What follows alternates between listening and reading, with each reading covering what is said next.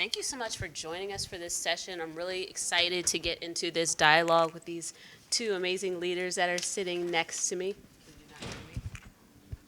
Up a little bit better? Okay, thank you. Appreciate that.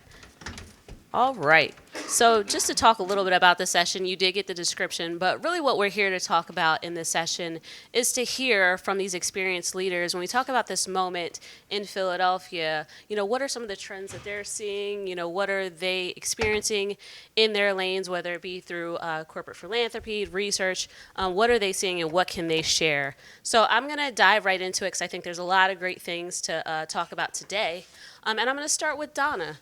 Donna, talking to you, thinking about Pew's recent research and the studies that you're doing, tell me a little about what the data says about Philadelphia's opportunities and the gaps that we're seeing in Philadelphia right now. What's changed and what's staying the same in our city? Great, thank you. Is this on now? Yes. Thank you, Danae. Thanks for having me. I'm always happy to be in partnership with Dalila. I think, there's reason for hope, right? Yes, we have some intractable problems, but there are a lot of bright spots as well. Philadelphia is still seeing an increase in population. I'm used to not using a mic because I have a teacher's voice. Philadelphia is still seeing an increase in population, in large part due to immigrants. Immigrants make up about 15% of our city. And this is the largest amount of foreign-born residents that we've had since 1940. And so that is huge. Job growth is increasing in Philadelphia, and we're doing really well. We are at 6.7% in job growth, which is 2% higher than the national average. So that is great for us. Many of the jobs require technical skills, not those just in technology field, but in cross sectors. We've got to get what you guys are trying to do here with One Philadelphia, ensure that people have the technical skills that they need, technology skills that they need to enter the workforce. I think, so that's some of what we're seeing. We're still, while there have been improvements in violence this year, violence is still a major issue in our city, particularly gun violence. That's one of the areas we still need to work on. And, we have a new mayor who wants to focus on that, and I'm really talking about how she's going to focus on that. We still have about 23% of our people living in poverty. That is, intractable, and a place that we really need to make some advances. Another bright spot, though, we are now at about 36% of residents in the city of Philadelphia who have college degrees. That also is higher than the national average. About 1% higher than the national average. And I recall about 10, 15 years ago when that was at like 25%. And I was at that time leading the Office of College and Career Readiness for the school district, and Mayor Nutter was coming into office, and he made that a real priority for his administration, that we have to increase the number of people, college-educated people who live in our city. And when there's focus on that, not just from the city, but from partners and from everybody, when people come together to focus on those kind of priorities, we make progress. And so now we're at 36%. I think you shed light on a lot of great things there. In those themes that you kind of talked about, I just want to do one quick follow-up. When you're talking about unique advantage, if you needed to share with the next mayoral administration, what our unique advantage for Philadelphia could be, is there anything in there that you would really kind of pull out and talk about? Well, I think, one, that we've made strides and we've made gains in the number of college-educated people that live here. And so I think that that is a place where the city coalesced and worked together to attract talent, to increase the number of our students who are going to college and getting degrees, because our residents, when they go to college, they come back, right? And so, so that has to be an important part of the equation as well. The other, I think the other, one of the other pieces of data that, we're all constantly thinking about is that 23% poverty. And how do we get people the skills that they need to move into high wage jobs, living wage jobs, so that we can get at that poverty rate. Wonderful. Thank you, Dalila. Nice to see you. Really, thank you for being here. You've been a really great partner, for One Philadelphia and your early investment and just learning about, the landscape and understanding who's doing the work in tech equity. We always talk about the people that are doing the work. We know that collaboration is necessary, right? No one's saying, oh, we don't need to work together. That's very clear. But what is not so clear is the how of that, right? And thinking about some of those barriers that are present, how do you think about those, and what do you think some of the barriers to collaboration are currently? Sure. Well, first, good morning, everyone. I'm thrilled to be here. And Danae, congratulations to you and the broader One Philadelphia team for all you've done and for Innovation Weekend. Collaboration is something that every single person in this room knows is important. We all talk about it. But it's just like marriage. It's hard, right? It requires some work. I might like you. I'm married too, so you know what it is. But we probably have different tactics about how to get there. We probably feel like we're both doing the thing, but we still might not be getting to where we want to go. So I think for funders in particular, a lot of times we will call it collaboration when we just happen to be standing next to each other funding the same organization. That's a little bit different than aligned action, where I can pick up the phone and call Donna and it's like, what are we going to do differently that we cannot do and will not do alone? That's a very different question, which is why I say it's like marriage. And it also is a consistent commitment, right? So we can all be at the press event, right? We're all getting behind One Philadelphia, but we really need to make sure that it's an ongoing conversation. What could have I done differently? What have I learned? The other thing I think that's important about collaboration is that multi-sector piece, which again, we've been in many rooms where this is the conversation, but all sectors might not truly be aligned in the work. And if we don't have all sectors, we can't really optimize impact. Just having funders agree to do a thing, and that's not the thing the community is looking for or that the community would prioritize. Just having government lay out unprecedented resources doesn't solve the issue. And unfortunately, it is community voice, resident voice, that is often not the center of the work. We are doing our best to think about proximate philanthropy, and are we incorporating those voices in our work at every step of the way? And that is not always easy to do because it's not the way it's been done. But I think if you are not intently listening to those voices, the voices of the people you are trying to serve, you're also not going to get there. So I think just, again, we all know that we can go further and the impact will be sustained. But I think at the end of the day, it's the work that's required to get there that you have to stay committed through, from the beginning to the end of the process. And that is often a barrier for people. Agreed. I even think, on the provider side, when we think about partners, even that kind of collaboration, that really authentic discussion around, well, how do we really have hard conversations about how we really align? Because people don't always want to let go of the thing that feels like maybe their thing, right? So how do we really come together under a big vision and think about how do we do this in a real way? It is a good point because I do think ownership and credit gets in the way. The other thing is you have to be willing to collaborate with people that you may not like and that you may not agree with. And that is difficult. And I would say that's even a higher barrier here in Philadelphia. I think, since I've been here, I feel like we like to work with our friends. We like to be in this room with our friends. But it's going to take more than our friends to get the thing done or else it would be done. And so I think that's much harder to do when you have to work with people that you are not 100% aligned with.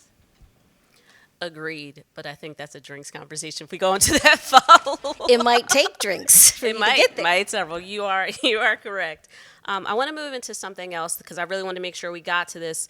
When we think about the there, right, getting to the there we're at now, we're getting to another there with this new administration. And we talk about there's so many things where we're coming in with a new administration. People have said Philadelphia has had so many moments before, right? When we're thinking about this whole theme of meeting your moment, Philadelphia has already had many moments. Why is this one different? What's new about it, and what could we really seize right now? And I'm going to open this up to either of you to answer first. Well, I think one thing, and we've talked about a little bit, we've got our 100th mayor coming in, right? And the first female mayor for the city of Philadelphia, which is very exciting.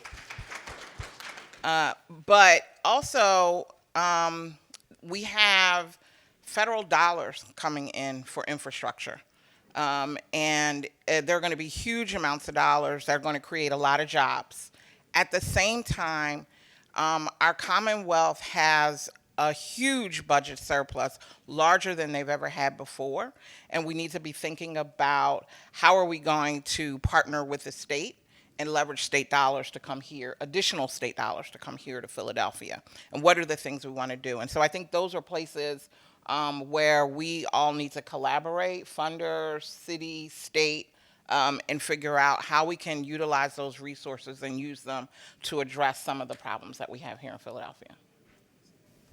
And I would add, definitely would double down on that point, just the unprecedented number of resources. The last panel touched on digital equity. That's where we spend a lot of our time and efforts at Comcast. And just in digital equity, if we just talk about that infrastructure piece, which is only one element, but that's $65 billion in federal funding that's never been available for. Now, it took a pandemic to get there, just so we're clear. Digital equity is not a new issue. People have been disconnected for long, extended periods of time. We've been working on it for over a decade. But in that moment, in that pandemic, when it was the whole world paused, right? We had to experience that moment together. I think the just awareness level of what it meant to not be connected became that more real for everybody. And I think that's another point in this, is that this moment is bigger than just Philadelphia, right? It is ours to leverage, but it's not just Philadelphia's on this track. The country is on this track. And I think that's what drove this again, unprecedented resources. And that's just one element I'm thinking of. The other thing I think is just the expectation. So when you look at a number of different surveys, the Edelman Trust Barometer is one that I will often refer to. Tens of thousands of people around the world respond to this survey. And basically, we know that people are expecting, one, there's a lack of trust, right, in government, in media. But interestingly enough, there's a growing trust in the ability and expectation that companies take a stand and back up and support on discrimination and social issues in a way that they haven't in the past, haven't been expected to in the past. And more importantly, people believe that private sector can add, more impact and execution and can be effective on some of these issues. And trust is an interesting thing, right? People don't trust big media. People trust their local media, right? People don't trust big companies in general, but employees implicitly trust their CEO to do the right thing when it comes to them. So I think when you have urgency and expectations together, right? Like our job is to get the intent right. Are we focused on the issues that matter? Are we focused on the most vulnerable populations while we have this moment to take advantage of? But I think more importantly, it's like the moment is bigger than Philadelphia, but it is definitely ours to capitalize on. Agreed. I think about, as everyone is kind of thinking and looking forward to 2026, as nationally, people will be looking at Philadelphia, looking at how we approach these things, how we've kind of met this moment. I do think that trust element, like you said, we really have to figure out how we repair that. Is there anything that you could think of that, with the leaders in this room, you would give them advice about how they could approach kind of repairing some of that trust in their organizations and how they lead the constituents that they're responsible for. I'm sorry, I went off the script. Have we been on the script? Rarely ever, but it's fine. That's okay. I think that, one of the things that we work on at Pew, we have research policy and grant making.